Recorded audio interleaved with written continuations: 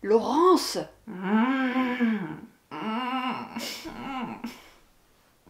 Hé, Laurence! Réveille-toi! Quoi? Allez! Lève tes fesses et viens devant la bibliothèque, c'est urgent! Laisse-moi dormir. Mais Laurence! Mais quoi? Mais laisse-moi. C'est le week-end à 1000! On est samedi, c'est midi, c'est le week-end à 1000! T'as complètement zappé de commencer à lire! Réveille-toi! Week-end à 1000? Ah, le week-end à 1000. J'ai zappé le week-end à 1000. Ça va pas du tout. Bonjour les gens, ce sera donc une vidéo spéciale week-end à 1000 que je démarre complètement à la bourre, donc c'est presque un double challenge parce que au-delà de lire les 1000 pages habituelles, eh ben, il va falloir les lire en un peu moins de temps puisque le challenge a commencé officiellement depuis vendredi à 19 h et que là en fait c'est samedi donc midi à peu près, que je n'ai pas encore petit déjeuner, donc je vais commencer par ça avant toute chose parce que mes yeux ont besoin d'énergie. Et puis ben, on verra bien ce que ça donne. De toute façon, j'ai du temps, hein, j'ai beaucoup de temps. Je vais profiter de l'introduction pour vous faire un petit check-up de ma santé, parce que voilà, j'ai un bonnet sur la tête depuis quelques vidéos. Vous voyez sans doute à la caméra des bleus au niveau du cou, et également une cicatrice plus ou moins apparente, que selon comment je me filme, vous allez voir de façon plus ou moins importante. Et vous allez vous poser des questions peut-être, ou pas du tout, on s'en fout, mais moi j'ai envie de vous en parler, donc voilà, j'ai été opérée. Vous le savez, je vous avais expliqué que j'avais des problèmes de santé, donc bah, c'est en cours, je suis en train de me faire soigner. J'ai eu plusieurs opérations, ça a été assez long et pénible, je suis sortie de l'hôpital en début de semaine là, et je suis pour l'instant donc en arrêt maladie, et ça va durer entre 1 et 3 mois facilement. Que vous dire d'autre ? C'est grave, c'est pas grave, ça dépend, j'attends encore des résultats. Le plus gros est passé, le plus dur est fait, je pense. Donc à partir de là, ce qui est cool, voyons les aspects positifs, c'est que j'ai plein de temps pour bouquiner. Donc la participation au week-end à 1000, en ce moment je lis à peu près 1 ou 2 livres par jour, donc je pense qu'il n'y aura pas trop de difficultés. On verra bien. Après c'est plus l'état de fatigue, parce que bah, des fois j'ai besoin de dormir, tout simplement. Bref, aparté terminé. Si on parlait lecture, je n'ai pas prévu de programme de lecture pour ce week-end à 1000, si ce n'est 2 livres que je suis absolument sûre de lire, dont je vais vous parler maintenant, et puis un challenge mais qui me paraît un peu gros vu l'état de mes neurones en ce moment. À voir. Le premier livre que je suis certaine de lire ce week-end, c'est Wild Girl, l'histoire d'une jeune institutrice à la fin du 19e siècle aux États-Unis. Un peu cette période post-petite maison dans la prairie que j'aime beaucoup. Et road movie, le côté également Cheryl Stride, etc. C'est des livres que j'aime de plus en plus lire, le côté road movie, le côté aller à l'aventure, faire des randonnées, traverser un pays, aller au-delà de ses capacités. Ce sont vraiment des lectures qui m'intéressent et qui m'interpellent en ce moment. Donc quand j'ai découvert ce livre totalement par hasard à la bibliothèque, où j'ai été attirée juste par la couverture, continuons dans les choses inutiles, je me suis dit que ça allait me plaire. Donc lui, je le lis ce week-end, c'est obligé. Ce sera également sans doute un week-end à 1000 spécial manga. Alors oui, je vois tout de suite tous ceux qui vont s'ériger en lisant des BD, des albums jeunesse et des mangas, on lit plein de pages mais en fait on lit rien du tout. Et vous avez bien raison, je suis d'accord avec vous, parce qu'effectivement Old Boy, en l'occurrence, 1 page sur 2, il n'y a pas de texte. Mais il se trouve que j'ai emprunté ce manga-là. Vous le savez, je ne lis quasiment jamais de manga, je suis pas fan, tout simplement parce que c'est en noir et blanc et que j'aime bien la couleur, et que j'ai du mal à lire toutes ces pages et tous ces textes dans tous les sens. Mais le fait est que Hot Boy, j'ai choisi pour mon challenge 52 livres, parce que j'ai vu que c'était assez court, et parce que je connais en fait la fin de l'histoire, vu que j'ai vu le film. Et je me suis dit, au pire des cas, si ça me plaît pas, et si je connais pas la fin, en fait je la connais quand même. Vous me suivez? Donc je l'ai emprunté, et en fait j'ai adoré, j'aime beaucoup la façon dont c'est écrit, et surtout j'aime beaucoup la façon dont c'est dessiné. Du coup ce matin je suis allée à la bibliothèque et je suis allée piquer les 8 tomes, parce que oui, c'est génial, c'est un manga court, il n'y a que 8 tomes. C'est merveilleux pour moi. Donc il y aura sans doute les 6 derniers tomes pendant le week-end à 1000, mais je vous en parlerai pas forcément pendant le week-end à 1000, parce que du coup je vais faire une vidéo spéciale sur ce manga, parce que c'est une découverte, et on s'en fout, bref, je lirai Hot Boy. Alors le challenge de la mort qui tue, c'est est-ce que j'attaque ou non Dante, la Divine Comédie. le challenge, et ça fait beaucoup de fois le mot challenge dans cette vidéo. Pour que je dise encore le mot challenge, tape 1. Pour que j'aille tout de suite me petit suicider, tape 2. La Divine Comédie, ça fait très longtemps que j'ai envie de le lire. Je pense que c'est un bouquin qui se lit au long cours, un peu comme la Bible en fait. Or là, je suis censée le rendre dans même pas 15 jours à la bibliothèque, donc ça me paraît un peu compromis. Mais la Divine Comédie, c'est beaucoup de pages. C'est 600 pages en gros, et c'est comme je le disais, écrit comme la Bible, hein, c'est tout petit. Donc peut-être que je commencerai la lecture de Dante entre deux mangas. On se retrouve tout à l'heure. Ciao!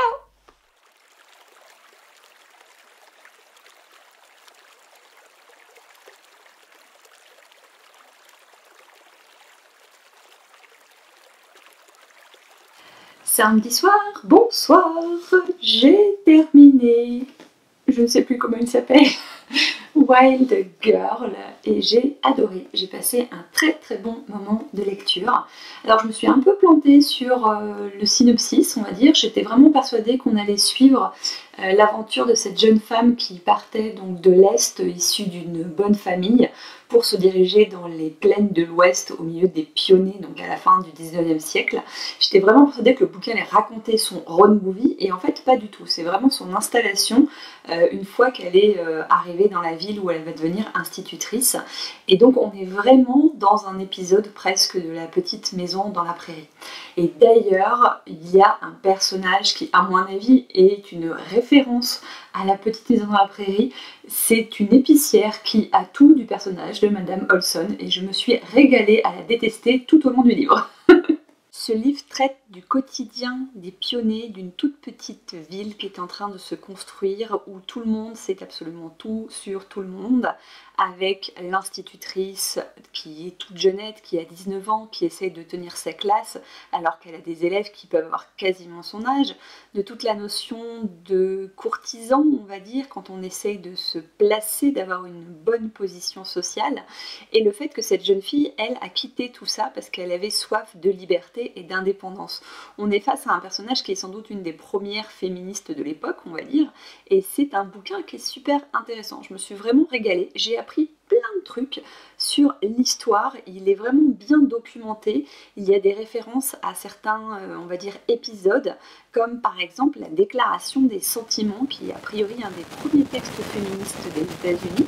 J'ai découvert plein de petits trucs comme ça et j'ai trouvé ça super intéressant. Je n'ai pas vu le temps passer, je ne l'ai pas quitté de l'après-midi, c'est une très très bonne lecture. Ma caméra m'a fait une petite blagounette pendant le week-end à Mine, ou plus exactement le micro, puisque lorsque je vous ai présenté Un été Lakota, cela n'a pas fonctionné, donc vous me voyez simplement remuer mes lèvres. C'est aussi pour ça que vous n'avez pas spécialement la fin de Wild Girl, je suis désolée. J'avais parlé beaucoup plus longtemps de ce bouquin, j'avais donné plus de détails parce que j'étais motivée pour vous donner envie de le lire, et puis finalement le suspense restera entier et il vous faudra découvrir ça par vous-même. Dans ce livre, on suit les aventures de Leonard, qui est un native américain qui vit à New York dans une situation familiale et sociale extrêmement difficile. Sa maman ne travaille plus, il a plusieurs frères et sœurs de parents différents.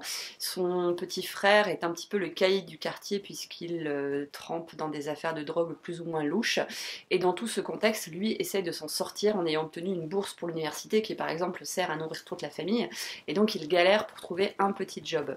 Un de ses professeurs lui propose, du fait de ses origines, d'aller travailler dans un parc d'attractions pendant l'été en tant qu'informaticien, mais également pour faire des parades dans des scénarios de cow-boys du Far West, de chasse aux Indiens, etc. etc. C'est un livre que j'ai trouvé très intéressant là aussi pour son apport historique et culturel. J'ai appris plein de choses, notamment par exemple en tout début de livre, j'ai appris que dans les années 70, si je ne me trompe pas, les Indiens d'Amérique avaient occupé...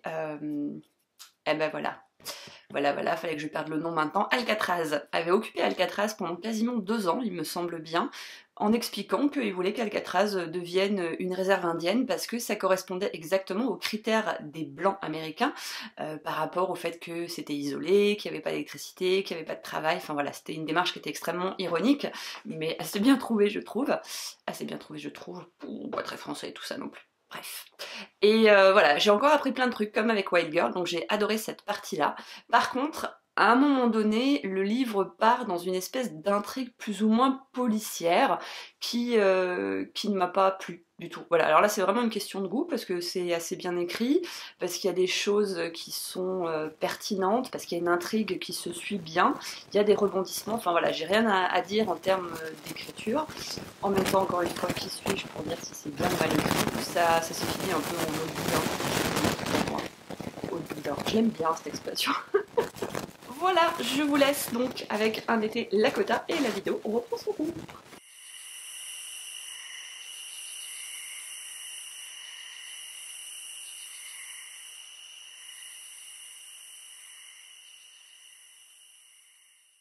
Dimanche matin, chafouin!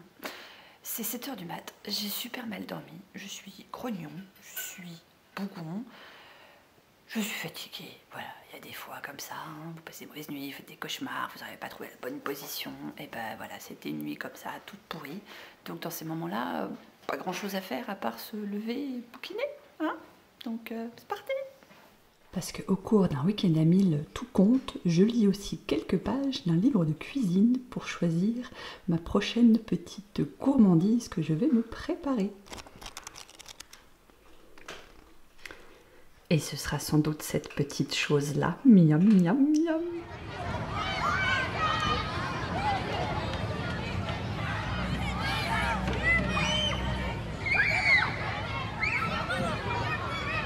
Dimanche soir, bonsoir, ma lecture du jour fut une chiclite, le charmant cottage d'Amélia, et comment vous dire, il faut que j'arrête de lire de la chiclite, ce n'est vraiment plus du tout ma came, du tout.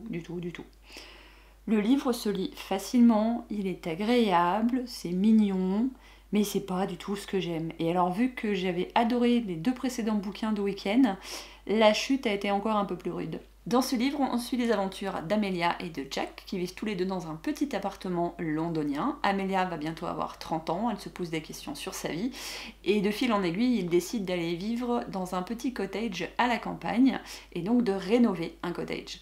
Donc le bouquin se découpe en chapitres, en fait, chaque chapitre correspondant à une pièce de la maison qui va être rénovée petit à petit. J'ai trouvé que le découpage c'était assez original comme façon de faire, mais à part ça, eh ben, il se passe pas grand chose. Si vous voulez, toute l'intention est portée sur la décoration de la maison, sur son ameublement, sur les travaux, et au final, tous les événements qui sont émotionnels, comme les rencontres, les disputes, les événements, les intrigues, etc., presque passe quasiment au second plan.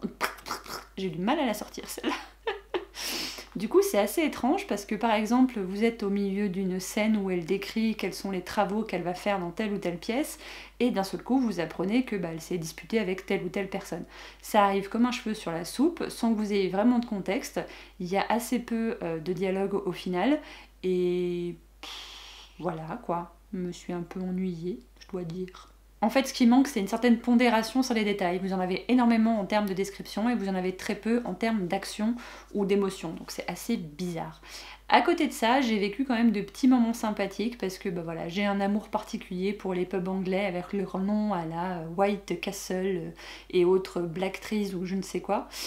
Parce que voilà, les cottages anglais, c'est un truc qui me fait triper. Donc quand elle donnait les détails, notamment grâce aux moodboards, sur comment elle allait décorer telle ou telle pièce avec les tissus, avec les couleurs et les trucs un peu farfelus et des, on va dire un certain, comment dire ça, un sens de l'harmonie particulier qui fait que c'était un petit peu typically British. En résumé, je dirais que le charme de ce livre se situe dans ses détails, mais qu'à côté de ça, si dans 3 jours vous me demandez ce que j'ai retenu de ce livre, il ne restera malheureusement pas grand-chose, mais il a fait son travail de me passer la journée et d'ajouter 300 pages dans mon week-end à 1000. À côté de ça, je continue Oil Boy, j'en suis au tome 4, il y en a 8, je me régale toujours autant. J'en parlerai à part parce que ce manga sera mon objet culturel du mois, mais voilà, je le continue en parallèle du challenge. On est donc dimanche soir, je pense que je suis autour de 900 pages si je ne compte que les 3 romans, sans compter les mangas, sans compter les albums. Donc à mon avis, le job est fait. Je m'amuserai à faire la récap que demain matin quand j'aurai vraiment terminé la journée pour voir ce que ça a donné. Et là j'ai besoin d'un livre un petit peu plus culturel pour terminer. Donc je vais attaquer Dans la peau d'une djihadiste, qui est donc mon genre de prédilection, à savoir les témoignages. Donc je vais retourner un peu plus dans mon univers. Ça va être peut-être une lecture un peu trop sérieuse pour un dimanche soir, mais c'est pas grave, on verra, histoire de récolter quelques pages supplémentaires. Et demain, il sera temps de faire le bilan. Donc, comme ce sera demain qu'on fera le bilan, je vous dis à demain. Pas encore.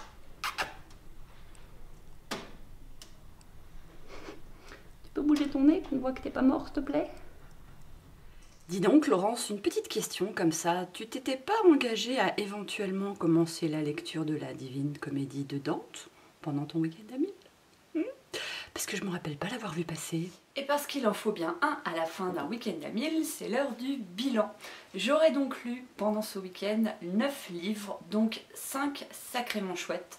2 romans sur 3 ont été de belles découvertes. Un des 4 albums a été aussi beaucoup fort en émotion. Voilà, c'est ça qui vient. C'est pas français, mais c'est pas grave. C'est lundi matin, je suis sûre que vous serez indulgents. Et sur 2 mangas, eh bien j'ai aimé 2 mangas, je suis à fond sur All Boy. Mais tout ça, ça nous donne quoi en nombre de pages? Eh bien, nous avons donc 920 pages de romans, 132 pages d'albums jeunesse pour enfants. Album jeunesse pour enfants. Cherchez l'erreur. Et nous avons 420 pages de manga. Ce qui nous donne un total de 1472 pages pour ce challenge. On peut donc dire qu'il est largement réussi. Youpi! Je ne vais pas m'attarder plus, je vous ai tout dit tout au long de ce week-end. J'ai passé un très bon moment. C'est vrai que c'était particulièrement facile dans le sens où je n'avais aucune activité extérieure prévue. Je suis en arrêt maladie avec horaire restreint, donc c'est un petit peu canapé et lit toute la journée. Donc autant dire des conditions idéales pour réussir ce type de challenge. Je vous dis à très bientôt!